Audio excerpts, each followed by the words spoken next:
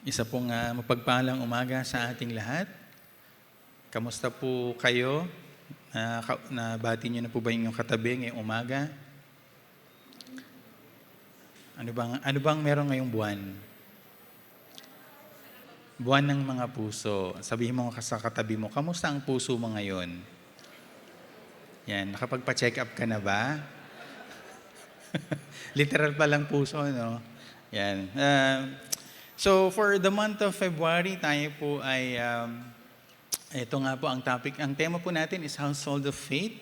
At bagamat marami tayong pwedeng puntahan pag pinag-usapan ng pag-ibig, ang isa sa mga tema na gusto nating tignan ay yung tema ng pagmamahal sa pamilya.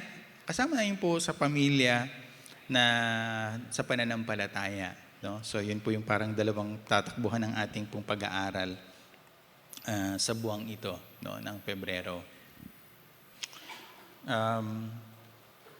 By the way, kadalasan po nagpipray tayo for the mga personal request dun po sa dulo po ng ating pong panalangin. Pero dahil nga po yung schedule ng operation ng ating kapatid na June Arevalo ay nakaschedule na alas 8, kaya inuna po natin yung ating panalangin. Pero yun nga, kung may mga prayer request po kayo, wag po kayong mag-atubili na magsabi sa akin o kung sino man po yung pastor na naka-assign for that day para po ipag-pray. And then, I would also encourage you, kung may mga prayer request po kayo na gusto ipanalangin natin as a church, pwede nyo po itong i-share dun sa ating pong online prayer meeting tuwing Wednesday. O di kaya, dun nga po sa ating Facebook group, no, na prayer. So, para po mapagsama-sama natin mapanalangin ng isa't isa.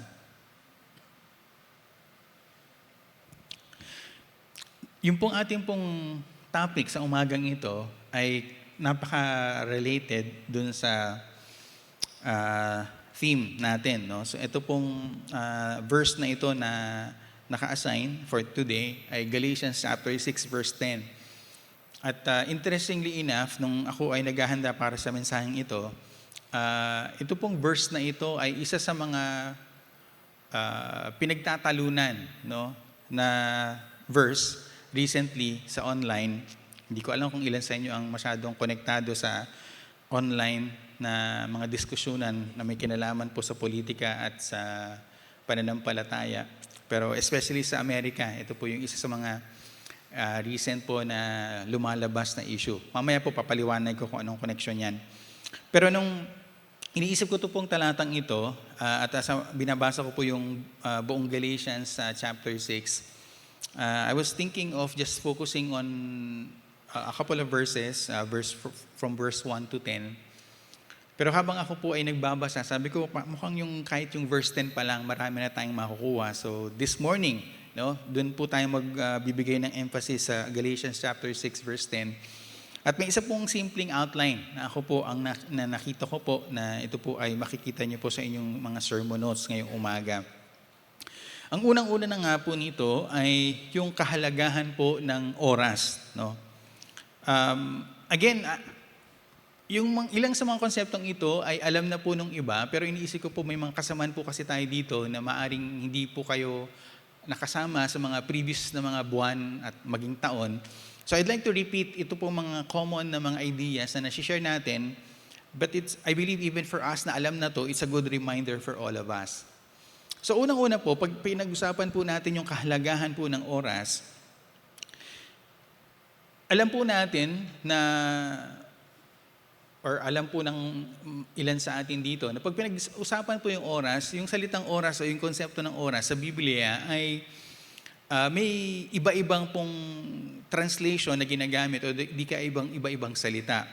Now particularly, pag tinignan po natin yung salita po na ginagamit po para sa oras, sa Griego po may dalawang common po ng words na ginagamit. Di po ba? Yung unang word na ginagamit for time is the word kairos, na yun po yung ginamit po sa Galatians chapter 6 verse 10. Sa English po, ang translation doon, therefore as we have opportunity. So yung word na opportunity na to, ang original po na word na ginamit dyan ay kairos. Pero bago tayo pumunta dun sa kairos na word for Greek, gusto ko po munang tignan yung isa pang Greek word for time, which is chronos, na malamang po ay alam ninyo, kasi pag tumitingin po kayo ng root word or origin of the word, so halimbawa yung word na chronology, so yung root word ng chronology is the word chronos.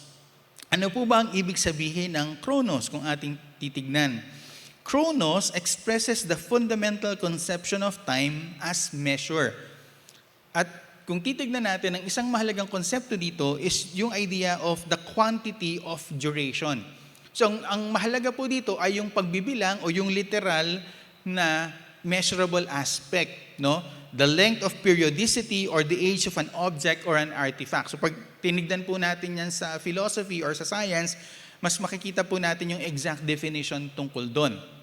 Why is this important? Well, kung babalikan po natin, for example, yung Galatians chapter 4, verse 4, earlier in the chapter in Galatians, sabi po doon, "But when the fullness of time had come, God sent forth His Son, born of woman, born under the law." Ibig sabihin, may tinakda pong oras na sabi ng Panginoon, pag dumating na tong oras na ito, doon na ipapanganak ang Mesiyas, ang tagapagligtas. Kaya nga po minsan, kung napapag-usapan, what if pinanganak si Lord ngayong panahon? What if pinanganak siya earlier? No, may mga ganong question. Pero according to the Bible, yung tamang pagkakataon o tamang oras kung kailan dapat ipanganak ang Panginoon, ay naganap po yun. So, when we look back at our history, ang sabi po ng salita ng Diyos, Jesus was born in the perfect time that He was meant to be born. No, yun po yung nakatakda para po sa Kanya. And for us, di ba, kung titignan po natin, mahalaga po yung konsepto ng oras. Tama po ba? As much as possible, sa tingin ko po, lahat po tayo dito, pinapahalagahan natin ang oras ng bawat isa. Na pag nag-usap kayo na magkikita tayo sa ganitong oras, nandun ka sa takdang panahon. Tama po ba? Na pag ikaw po ay halimbawa may usapan kayo, magkita tayo ng 8:00 ng umaga. Pag na-late yung kausap mo, medyo sumasama ang loob mo. Maari, di ba? Kasi sabi mo, may usapan tayo. Kasi maliwanag naman po na yung oras natin, maliban na lang kung late talaga yung relo mo, kaya ka dumadating ng late, di po ba? Pero usually, kung pare-parehong relo natin, especially kung nakasync yan sa internet, pare-pareho tayo ng relo. So pag nag-usap, pare-pareho kayo ng nakakaintindihan. Ganun po yung pinakasimple na konsepto ng oras kung ating titignan. At yung iba, pag tinignan po natin ng oras, ito po ay simpleng bagay. Yung iba ay big deal po sa kanila. Narinig ko nga po dati na sinasabi sa Pilipino daw, hindi masyadong mahalaga yung oras. Kumbaga, pag nag-uusapan kayo ng 8:00, kahit 9:00 dumating, okay lang. Kasi ang mahalaga, dumating ka. Kaya nga yung kanina, nagsabi, sorry, na-late ako. No? Sasabihin ko, sana okay lang, kaya lang usher siya. So, alam, minsan talaga kailangan kang mauna kasi pag nawala ka, mahirap naman. Di ba? May mga part talaga na mahirap pag ikaw ay nalilate. Pero yung isang konsepto ng oras, mahalaga na yung oras natin pare-pareho para pag nag-usap tayo, magkikita tayo sa ganitong oras, pare-pareho tayong nagkikita. O halimbawa, nag-usap kayo, let's meet at 8:00. Hindi nyo sinabi kayo kung AM o PM. Kaya nandun siya, gabi na. Ikaw nandun ka, umaga pa lang. Ang saklap, no? So yun yung mga kailangan po nating liwanagin pag pinag-usapan po yung oras. Pero alam po natin na may mas mabigat na konsepto ng oras sa pinag-uusapan sa Biblia. At yun nga yung salita na kairos. No? Yung kairos, yun po yung ginamit na word dun po sa atin nga pong talata, no? Sa Galatians 6:10 na sabi, "Therefore, as we have opportunity."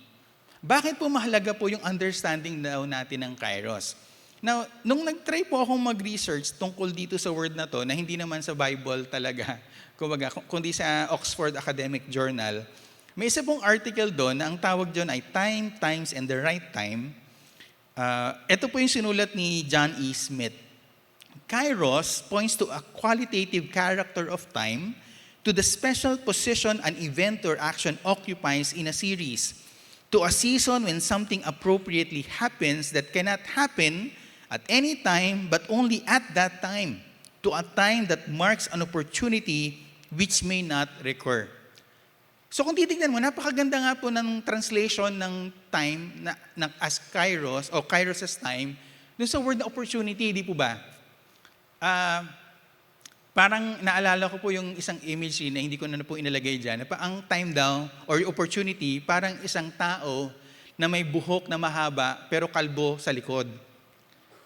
Nakuha niyo yung imagery? Imagine niyo na lang, hindi ko na nalagay dyan eh. Imagine mo isang tao na yung buhok niya napakahaba pero kalbo siya sa likod. Ibig sabihin, pag dumating siya, pwede mo siyang madaling makuha kasi mahaba yung buhok. Pero pag nakalipas na, hindi mo na mahabol kasi kalbo nga. Imagine nyo. So ganun daw yung konsepto ng opportunity. Kaya nga, ang challenge para sa atin, no, sa practical na bahasihan, kailan mo malalaman na yung eksaktong opportunity dumating na at para pag sa ganun, pag lumipas ito at hindi na ito babalik, hindi ka manghihinayang. Yun po yung katotohanan sa maraming po sa atin, di po ba? May mga bagay na pwede tayo magkaroon ng regret kasi, ay sayang, hindi ko ito ginawa nung panahon ngayon. Ngayon, wala na. Di ba? Pag pinag-usapan po natin yung mga opportunities na pumasok sa ating buhay, may mga regrets po ba kayo? Na parang, ay sana kinuha ko na lang itong oportunidad na to. Sana ginawa ko na lang to nung may malakas pa ako. Sana nagawa ko ito nung may kalayaan pa akong gawin to. Ngayon wala na, tapos na. No? Minsan ganun daw po yung opportunity. No, pag ating pong tinignan. Pero ito yung tanong, bakit kaya to ginamit itong word na opportunity dito sa talatang ito? Well, for one, pwede nating isipin na yung opportunity na pinag-uusapan dito, na nakalagay nga po sa Galatians 6:10 na, therefore, as we have opportunity, let us do good to all people, especially to those who belong to the family of believers. There's a sense na may mga bagay tayong pwedeng gawin para sa mga kapamilya natin, no? Sa mga kapamilya natin sa pananampalataya, na pag lumipas na yung panahon na yon, tapos na. May mga bagay na pag lumipas na yung panahon at hindi na siya yung akmang panahon, kahit na magandang intensyon natin, wala na. At ang tanong, ano kaya iyon? No? Ito yung mga challenges sa ating buhay na maaring personally sa buhay mo, may idea ka, ito yung lost opportunity na hindi ko na-take advantage. Pero pag pinag-usapan kaya natin sa church life, alam kaya natin to? Ang obvious na makikita natin, para sa akin at least, is yung opportunity ng mga musta, ng mga tao, di po ba? Na halimbawa, especially sa mga elders or mga pastors, no, na sana kung napag-pray ko lang siya o nakausap ko siya bago niya ginawa itong desisyong ito, siguro hindi siya nagkaroon ng maling desisyon. No, may mga ganun pagkakataon. May mga pagkakataon na, yun nga, maaring kung nakausap mo siya beforehand, sana hindi mas lumaki yung problema. No? May mga ganun mga opportunities. And so ang question nga ay, ano kaya yung mga opportunities na meron tayo para gumawa ng mabuti para sa ating mga kapwa mananampalataya na hindi dapat nating pinapalagpas. No? Kasi maaring ito yung panahon na may matindi yung pangangailangan niya. Pero sinabi mo, ay sorry, hindi kita matutulungan. Kung ikaw yung tumulong sa panahong yon, di ba may ganung pagkakataon na may isang tao, maaring maliit lang sa'yo, pero nung lumapit sa humingi ng tulong, tinulungan mo habang buhay. Kumbaga parang may utang na loob na siya. Bakit?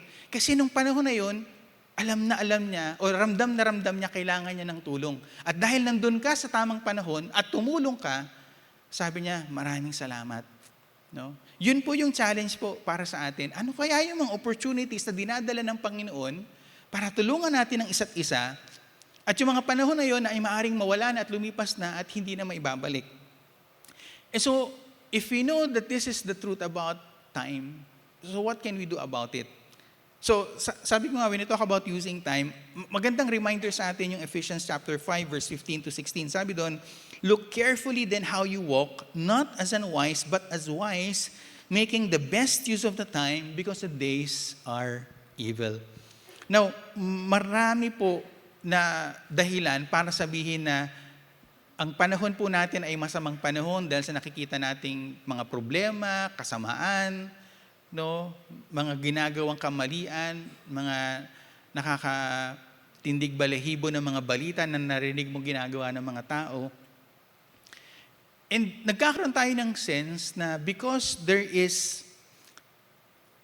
a sense of, kumbaga sabi nga, hindi ko alam kung tama yung phrase na naalala ko, na parang kung gumagawa ang tao ng mabuti, the devil works overtime. Parang ganun. In the sense na, kumbaga kung ang mga Kristiyano o mga mabubuting tao masisipag, yung mga masasamang tao, mas doble daw ang kasipagan sa paggawa ng kasamaan. Hindi ko alam kung naniniwala kayo doon. May pagkakataon kasing ganun. No? Pag hindi ka nagbantay bilang isang mananampalataya, maraming gumagawa sa buong mundo, hindi lang dito, na kumbaga nagpaplano, gumagawa, busy-busy sa pagpaplano ng kasamaan. At pag ang mga Kristiyano o mananampalataya ay tumahimik lang at kumbaga, naghintay lang ng second coming, talagang, kumbaga, kikilos at lalaganap ang kadaliman sa ating kapaligiran. I think, kumbaga, pag nagkaroon tayo ng tamang pag-aaral sa salita ng Diyos, hindi tayo magkakaroon ng sense na kung anong kalooban ni Lord mangyayari. No? I don't think that we believe that just because you believe in the sovereignty of God, uupo ka na lang tatahimik at sasabihin mo mangyari kung anong mangyari. No? I don't believe that is our understanding of the sovereignty of God. So ang challenge para sa ating ganito, bilang mananampalataya, ano yung ginagawa mo sa oras na meron ka? Sa mga opportunities na meron ka. Kasi maaaring yung opportunity na meron ka ngayon, kung nasan ka ngayon, yung position mo, yung trabaho mo, or whatever it is you have right now, are you using that time that you have been given to be a blessing, to do good to the most people that you can? Kasi darating yung araw, na whether we like it or not, wala na tayong lakas. Wala na tayong kakayang lumabas. Wala na tayong kakayang umikot. Wala na tayong lakas para gawin yung gusto nating gawin. Darating yung pagkakataon na tayo ay manghihina. Darating yung panahon na maaari yung ating kaalaman ay hindi na ganun kataas. Darating yung panahon na tayo ay walang lakas na para gawin yung dapat nating gawin. So ito yung tanong sa atin, habang may lakas ka pa, habang may oportunidad ka pa, habang nasa position ka, kumbaga, of influence, of authority, of power, what are you doing with the position and the opportunities that you have? Yun po yung challenge sa atin. Whether you are a government official, whether you are a business owner, whether you are an employee, whether you are a student, ang hamon sa atin, are you making the best use of your time so that whatever influence that you have, you're using it for the glory of God, so that the people who need to be blessed are blessed, so that we know that because there are people who are working around us na may mga masasamang intensyon, ay maaari po nating mapigilan.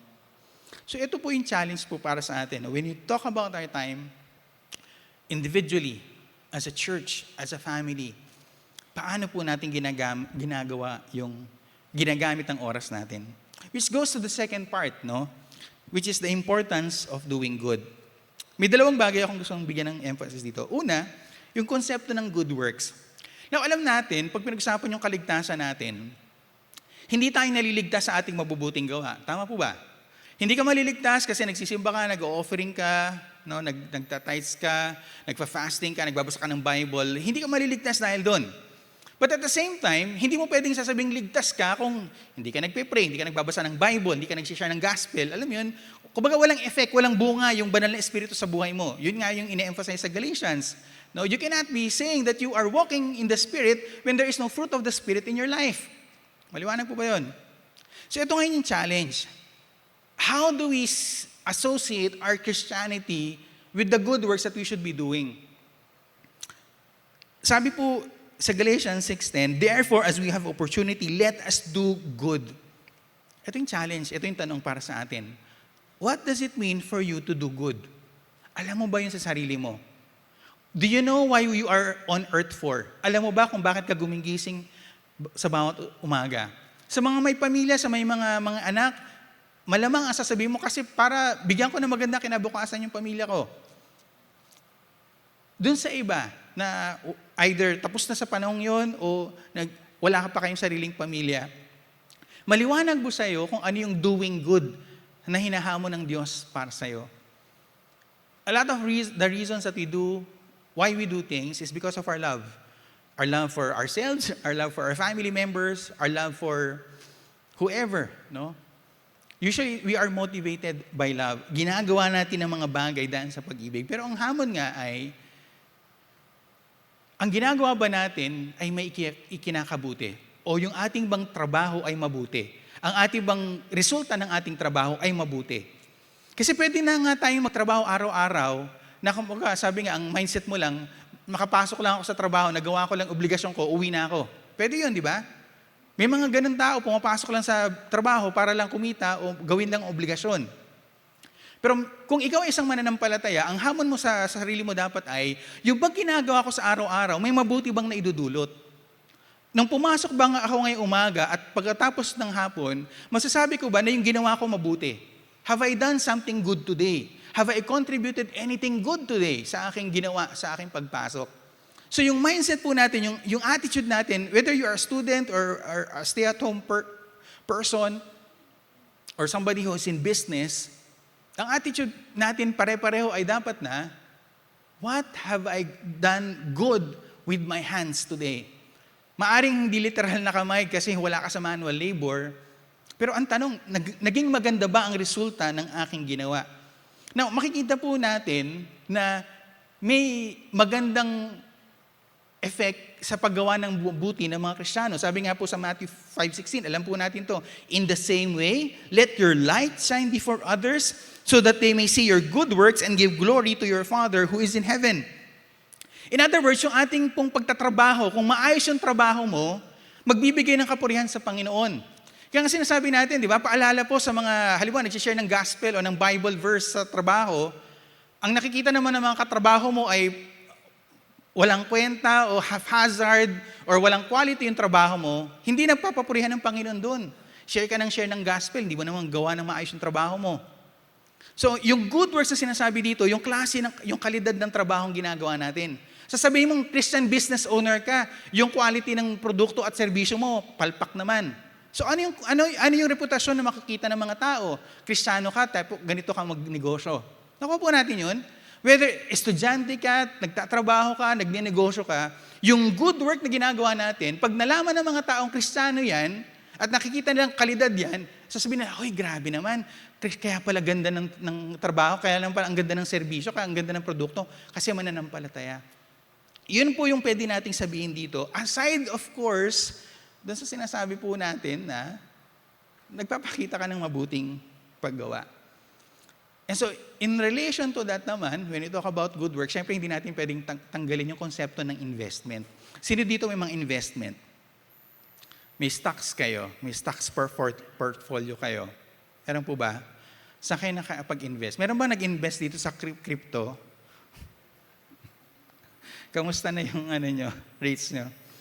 Alam niyo po ba, ang sabi sa atin ng salita ng Diyos, dapat tayo mag-invest. Ang tanong, ano po yung ini-invest natin? Napaka-biblical po ng concept ng investment.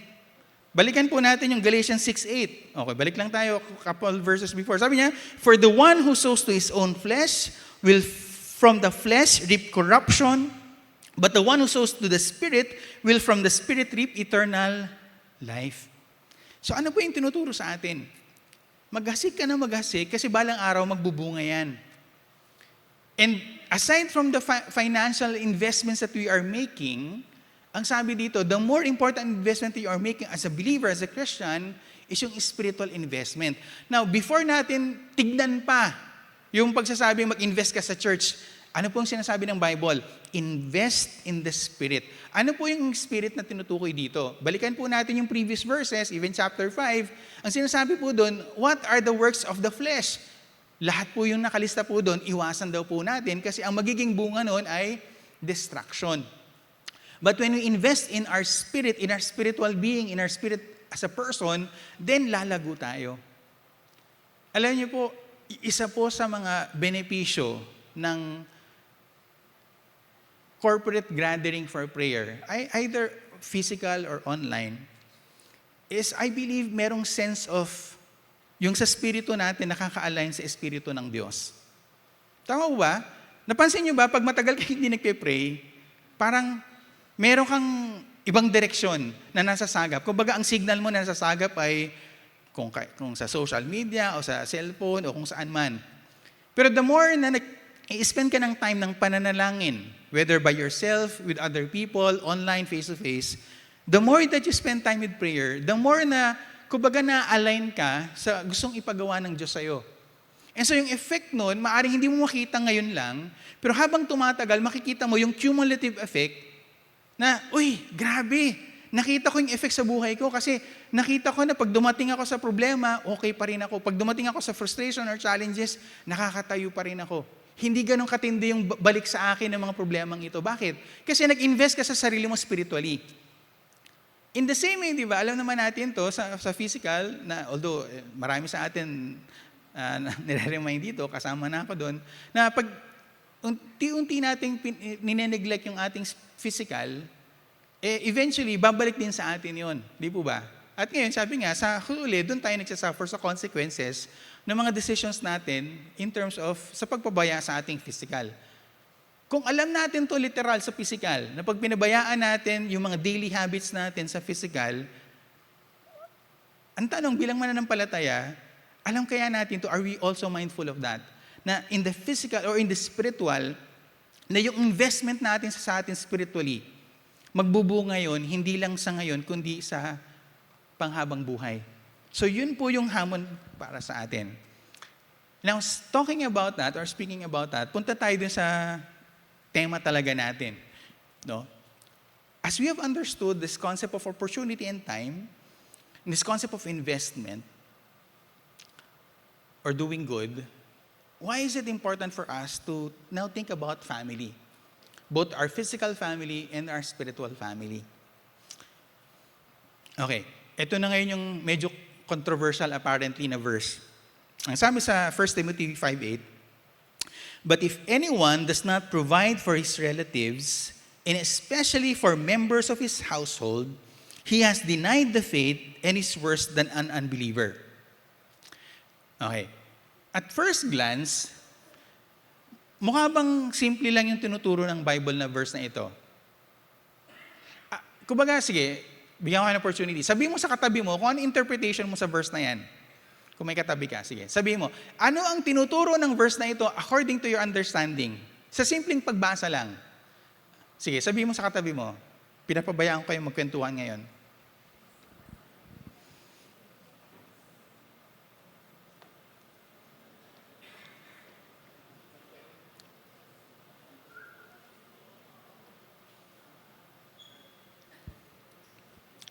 Yung iba, hindi ko alam kung ayaw nyo lang kausapin yung katabi nyo. May amoy ba siya? May muta ba yan? Kaya mong tignan sa mata? Okay. So nakapag-share na kayo. Bigyan ko kayo ng isang kaisipan na may isa kasing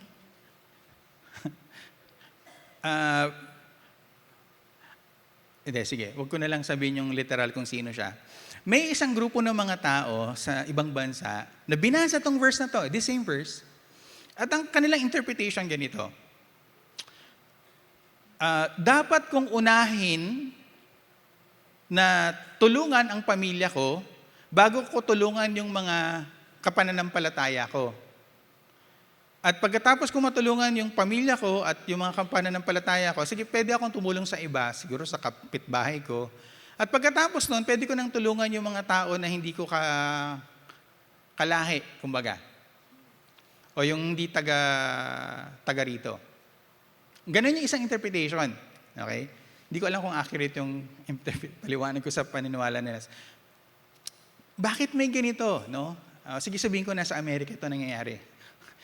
So bakit may ganito? Kasi may foreign policy na sana sabi, ito kasi dapat yung gawin natin. Na dapat nating unahin yung mga taga rito bago natin unahin yung mga tagalabas. Nakukuha nyo ba? Nakakasunod kayo? Ang challenge naman ngayon ay, kasi may isang politiko na nagsabi, this is actually, yung konsepto na unahin mo muna yung pamilya mo, unahin mo muna yung taga rito bago yung tagalabas, isa siyang Christian teaching. Ito ngayon yung tanong ko. Pag ang usapin sa pamilya, usapin sa iglesia, ito lang ba yung tinuturo ng Bible patungkol sa pagmamahal sa pamilya at pagmamahal sa kasamahan mo sa iglesia? Meron ba tayong makikita sa Bible na nagsasabing, dapat mo din mahalin ang kaaway mo? Meron bang nagsasabi sa Bible na dapat mo ring, o pwede mong mahalin ang Diyos, na para bang galit mo yung pamilya mo kasi sobrang pagmamahal mo sa Diyos? May ganun bang mga talata? May mga talata ba na nagpapahiwatig na dapat mong tulungan kahit yung hindi mo kauri at hindi mo katulad, Dahil sila yung pinaka-nangangailangan. Nakuha po natin? So, dahil magandang discussion talaga to, but dito ko na lang iwanan yung discussion na to. Para sa akin, mahalaga na magkaroon tayo ng balancing pananaw. Okay? Itong talatang ito, okay, katulad ng ibang mga talata, maliwanag ng tuturo sa atin na bilang mananampalataya, kinikilala natin na may obligasyon tayo sa pamilya natin. Tama? Hindi natin pwedeng sabihin na dahil Kristiyano ako, papabayaan ko na yung pamilya ko o yung kamag-anak ko. Kasi ang mas mahalaga sa akin yung kapananampalataya ko. Maliwanag ba yun? Hindi ko alam kung controversial itong sinasabi ko sa inyo. Na, kumbaga, bilang isang, kumbaga, kadugo ko to eh. Ibig sabihin, dahil kadugo ko to, may obligasyon ako, kumbaga, na sa kanya, na mahalin siya, na alagaan siya. Lalo-lalo na kung anak ko to, o yung immediate family ko. Maliwanag po ba yun?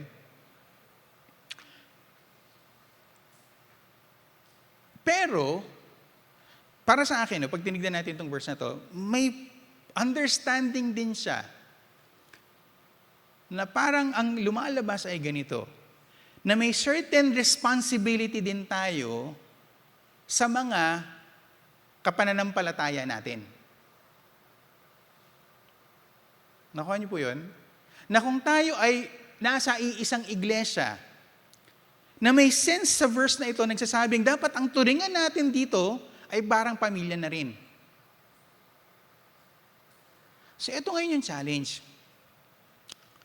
Kung yan yung hamon sa atin, ano maaari kayang maging problema? Ang magiging problema para sa akin ganito. Kung ganito yung magiging turingan natin sa isa't isa, at pag binalikan natin yung Galatians 6:10, balikan natin yung Galatians 6:10 na nagsasabi na,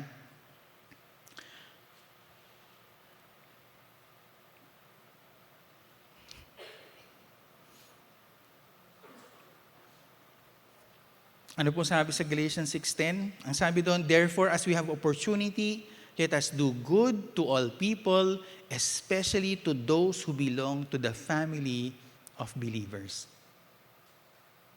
So, i-combine natin yung konsepto ng panahon. I-combine natin yung konsepto ng paggawa ng mabuti. At yung hamon sa atin na gumawa ka ng mabuti sa mga kasamahan mo sa iglesia habang may panahon, ano po ang resulta nito daw para sa atin kung ating titignan? Nang hamon sa atin ay ganito, sa panahon ngayon, ang hamon sa atin ay, ano ba yung mabuting pinapagawa ng Diyos sa atin habang may pagkakataon pa tayo para sa kasamahan natin dito sa iglesia? Kasi kailangan po maging maliwanag sa atin yun eh. Kasi sa isang banda, iba-iba yung pangalangan ng mga ibang-ibang simbahan. So ito yung tanong, as JGSCM, what is the Lord telling us to do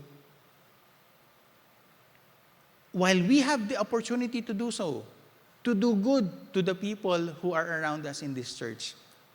Now, ito po yung qualification. Ang qualification nito, believer. Magkaiba yung believer sa nagsisimba lang. Magkaiba yung believer sa nakikita natin tuwing Sunday at umaattend ng activity. Ang qualification ganito, kung totoong mananampalataya to, kung totoong kapananampalataya mo to, ang responsibility natin sa kanila is to do good to them. Maliwanag po ba yun? Ang responsibilidad natin sa isa't isa, bilang kapwa mananampalataya, gumawa ng mabuti sa isa't isa habang may pagkakataon tayo. Now, before I end, gusto ko lang sabihin to. Dun sa Galatians din, makikita natin 6 verse 2. So, talon tayo ng mas earlier pa. Sabi sa Galatians 6:2 ganito, carry each other's burdens, and in this way, you will fulfill the law of Christ. May utos ba ang Panginoon? Oo, may utos siya. Pero sabi niya, gusto niyo bang matupad ang utos na ito? Basahin niyo po yung nakasulat sa Galatia 6:12. Carry each other's burdens. Ano po yung mahalagang konsepto na tinuturo natin dito? There's this concept of mutual accountability and personal responsibility. Yung word for burden or load, pag binasa po natin, ito po yung paalala sa atin, no, as we try to navigate these realities. Una, there's a sense na may bigat na hindi intensyon ng Diyos na buhatin ng isang tao lang. May mga kabigatan na hindi intensyon ng Diyos na ikaw lang ang mga nagdadala. At ang dinisenyo ng Diyos ay pag dumaan ka sa ganyang kabigatan o load or burden, may mga taong aalalay sa iyo para buhatin iyon.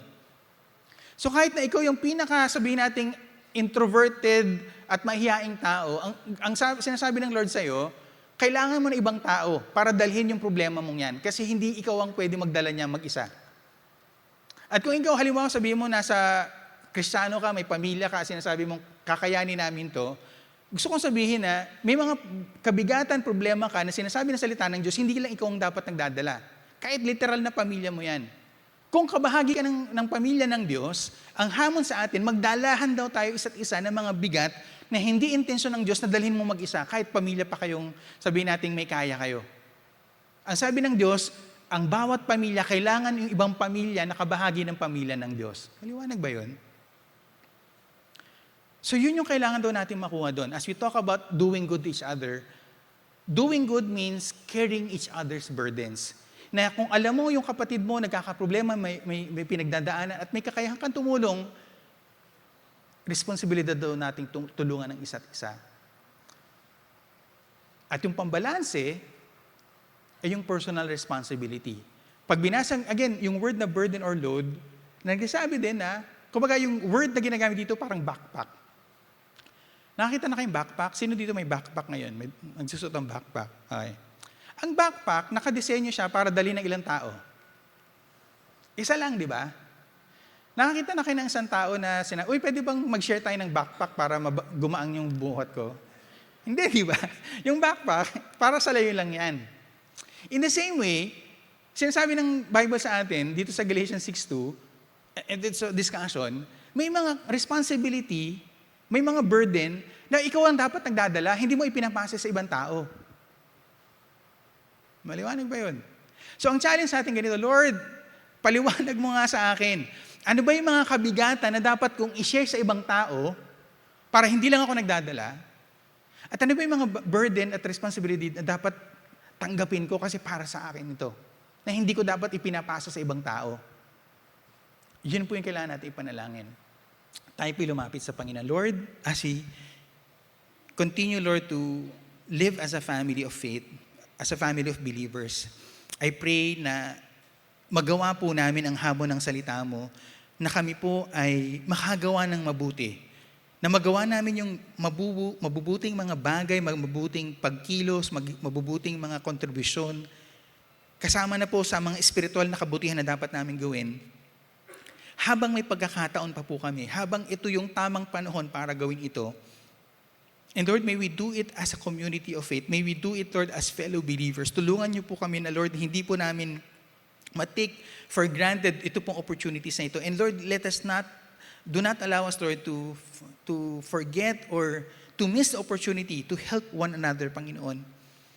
I pray na kung may mga kasamahan nga kami dito na nag-iisa, na ang pakiramdam nila mag-isa nilang dinadala yung problema o kabigatan, Lord, may they understand and know that they were not meant to bear this burden alone. I pray, Lord, na maunawaan po nila at malaman po nila at maramdaman nila na may mga tao na kabahagi sa iglesyang ito na handang tumulong, na handang magdala ng kabigatang ito kasama nila.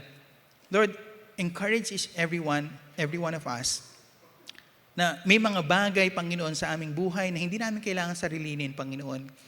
So Lord, I pray that you would give every one of us, Lord, the opportunity to have someone, Lord, that we can share our burdens with, na hindi namin kailangan dalhin yung mga problemang ito na walang nakakaalam. Panginoon, tulungan niyo po ang bawat isa na makahanap po sa iglesyang ito na mga taong magiging kasama nila, Lord, na gagabay, Panginoon, na magpapagaang ng kanilang bitbitin. Father, continue, Lord, to minister to us as a church, and I pray that the burden, Lord, that everyone will be carrying would be lightened by our trust in you and by the compassion and love that we have for one another. Pagpalaan niyo po ang bawat isa, O Diyos. Ito po ang panalangin sa pangalan ni Jesus. Amen.